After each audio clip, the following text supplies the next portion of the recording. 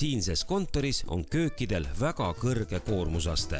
Alessia rõhutab, et suurema koormusastmega köökide puhul peab eelkõige arvestama materjalide kõrgema vastupidavusastme ja kerge puhastatavusega.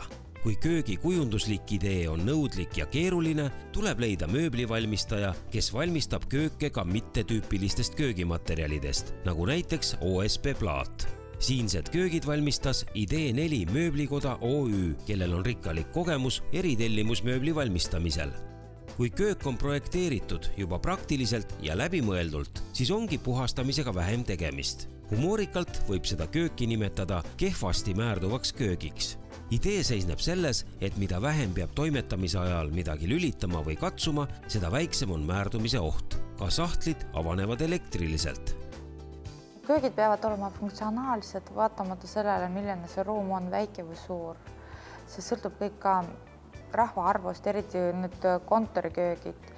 Et kontoris töötab 100, 200, 300 inimest, aga tegelikult, kui see on see nii suur ruum, need köögid asuvad erinevates kohtades, inimestele kättesaadavad, et neil oleks mugav minna võtta kohvi ja endale süüa teha. Ja need köögid olid niimoodi arvestatud, et seal, kus on see suurem asja, kus nad teevad endale süüa, siis oli arvestatud selleks rohkem ruumi. Kõige suurema kormusega kööki oli 2 tükki 2 korrusel. Nende köögid pidid olema sellised nagu elutuba, et nad saavad endale süüa teha, siis saavad seal mängida ja siis koosolekut pidada, kui selles on ka võimalus. Köögimaterjalid pidid olema hästi puhastatavad, vastupidavad ja tahtsime ka vinti keerata, kasutades teistmoodi materjali nagu OSB, mis on raamitud metallraamidesse ja siis alumised kapid olid tehtud valkromatist. Vakromat on selline läbi mass värvitud MDF. Töötasapinda kasutasime kivitööpinda, et nii suure kormuse korral see on õigustatud. Mööbliga me jäime väga rahule.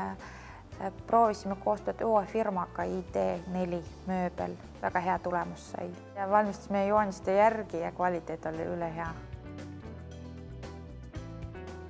Samuti need köökide kasutades on väga mõnus see valgustus, mis me sinna projekteerisime.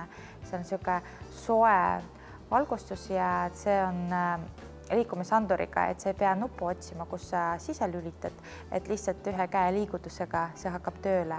Et see on väga praktiline ka, et sa ei pea märgede kättega puutuma lülitit.